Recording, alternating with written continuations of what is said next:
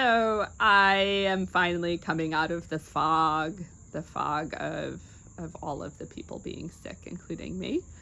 And I think you can tell it's a pretty bright, sunny day here. There are joyful children noises in the background because we live across the street from a school, and the kids are apparently out at recess living their best moments. What has been going on? What's on tap? Lots of surrender. Surrender has been the theme that I have been working with in my life recently. And with surrender comes accepting help. So I've been really getting nudged by the universe to put myself out there, to be more visible, to just really, step out authentically and connect with people on a human level, which I feel like I've been pulled in that direction for a while now. And it was one of the things that always felt tricky when I was working as a healthcare provider, right? Because you're supposed to be so boundaried, and you're supposed to have the answers, and you're supposed to be professional. And I would always feel sort of weird, right, when I would just show up really human.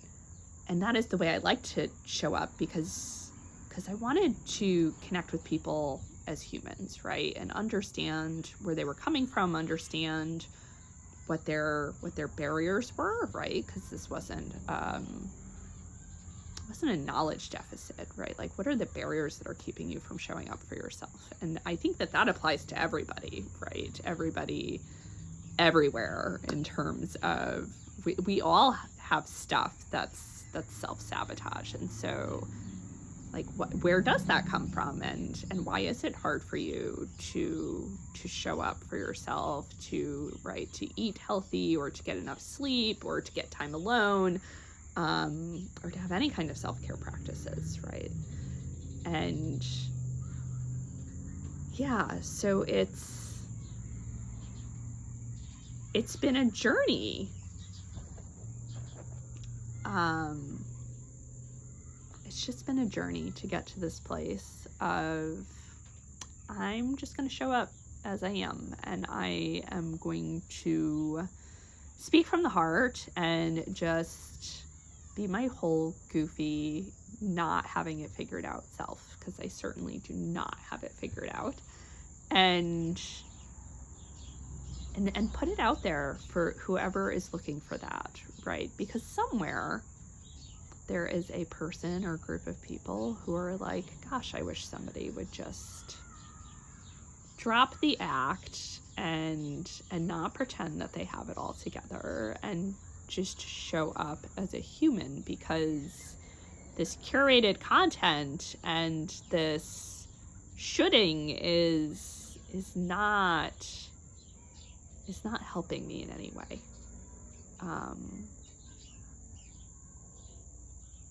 I mean, that's not where we connect, right?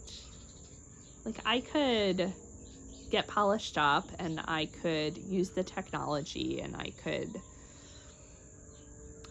make videos and talk about nutrition, and we could talk about weight loss, we could talk about sleep, we could talk about, I don't know, like the many things that I have written about and taught about being a healthcare provider, or we could just talk about the human existence and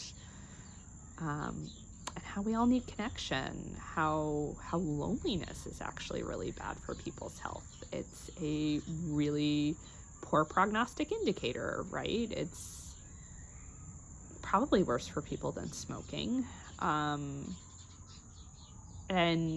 yet it's something we don't talk about, right? Like how deeply wired we are for connection, how desperately we need it, and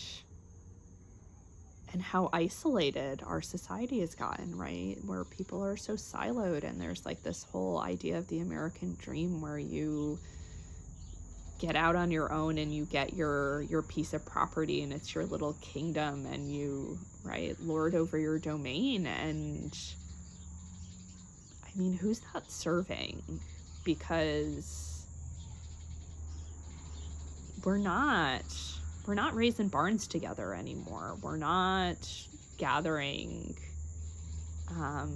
as communities the way that we used to. We're not working together to make sure everybody is looked after, right? Our survival now has this illusion that it's not interconnected and interdependent, although it still very much is, right? But there's this illusion that we are not, that my survival is not connected to that homeless person's survival, that my survival is not connected to a marginalized or more marginalized person's survival. And the reality is we are all interconnected, because those marginalized people, right, like they get it first, but it doesn't stop with them. That wave keeps coming, and more of us fall under the margins. And this is what we see over and over. I mean, every year the ALICE reports that data, it gets worse. More and more people can't survive. And at some point, we need to reconnect with that truth, that we are interconnected, that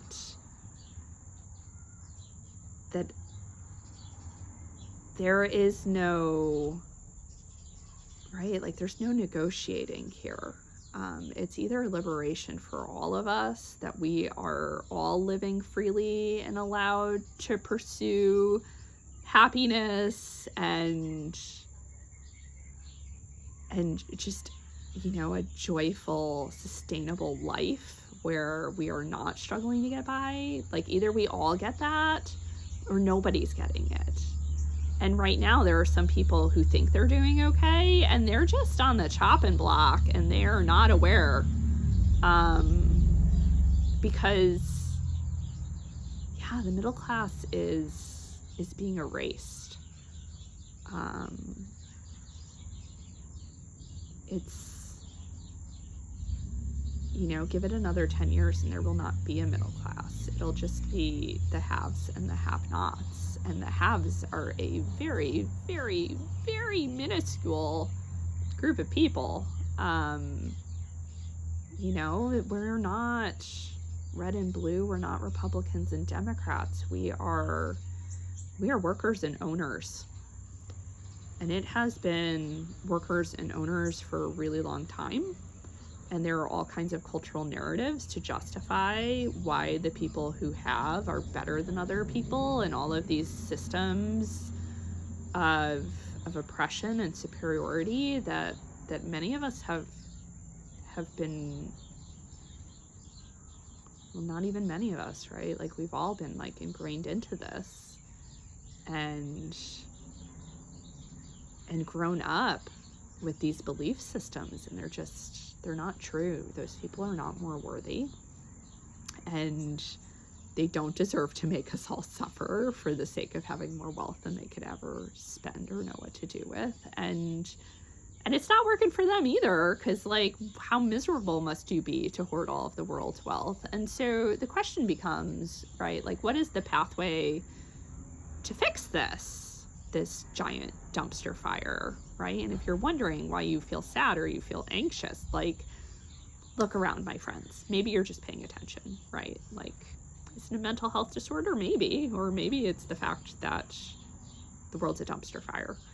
And so, like, what is the path to fix it? Well, have a conversation with your neighbor, right? Find your people. People power, right? If we connect, like, look at the nonprofit work I do, right? I am now getting paid to be a social justice warrior. I get to do community organizing. And so essentially I am a facilitator, and I come in and I help people figure out what's important to them, both as individuals and as a group.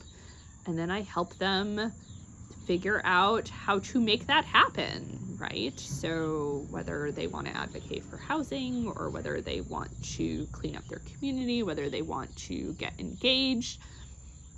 But the idea is you're getting people together.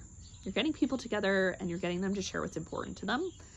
And then you are empowering them to realize that they can do something about it, and empowering people to go to town meetings and to get involved with their local government. And so it's like teaching people how to be involved in the democratic process, right? And that can lead to policy change.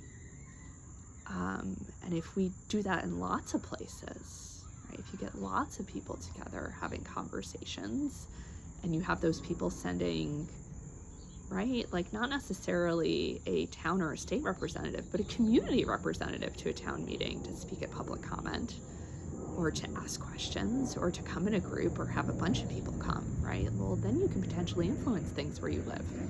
And a lot of people do that in a lot of places. Well, then maybe we can influence higher up the food chain. And that is how we take our power back, right? By not being divided. And it's possible, right? If the mess can be made, the mess can be cleaned. And that writing piece that I made that went viral, right? Like that was about neighbors helping neighbors. It was about, right, people showing up for each other to accomplish a massive task, a task that seemed too big. And that essay has like over 10,000 comments on it. And do you know what the theme of the comments is? I want this in my community. These are the kind of neighbors I want. I want to go back to the days where people were cooperative. I want to go back to the days when our neighbors, when we all had relationships. Like, people are hungry for connection. And I really feel like that is the way that we fix the mess, right? We start connecting with each other. We start identifying what we have in common. We stop separating ourselves into categories and labels and all of these binary categories, like people. Hi, human. Happy to meet you, human. So grateful to connect with your soul essence. Like, what a bright, shiny light you are. Right? I have people who are my friends, and I have people who are not my friends yet. I don't subscribe to the enemies, right? Like, some people are really disconnected from their light, and I send those people compassion, and that doesn't mean I hang out with them. But I'm certainly, I'm not throwing shade at anybody. So I suppose my call to action today is to encourage everybody to maybe get to know your neighbors, even just one neighbor, right? Like be willing to put yourself out there a little. This is the direction I've been nudged in by the universe. Put yourself out there, like, get some help. Get to know some people. And if that feels too big and scary, then maybe just do something a little out of your comfort zone today. Or maybe your thing that's out of your comfort zone today is to just sit quietly and take a couple breaths and take notice. Or just pay attention to your thoughts today for a little bit. Or count some breaths. But yeah, setting an intention to show up for yourself today. And I hope that if you are here, it's because you are welcome and you are loved and you are appreciated and valued, and the light in me sees and honors the light in you. And yeah, and I appreciate you for being here. And I will keep showing up, and even when I'm not here, I'm sending you guys all the love and light. And I will be in touch. Have a great day.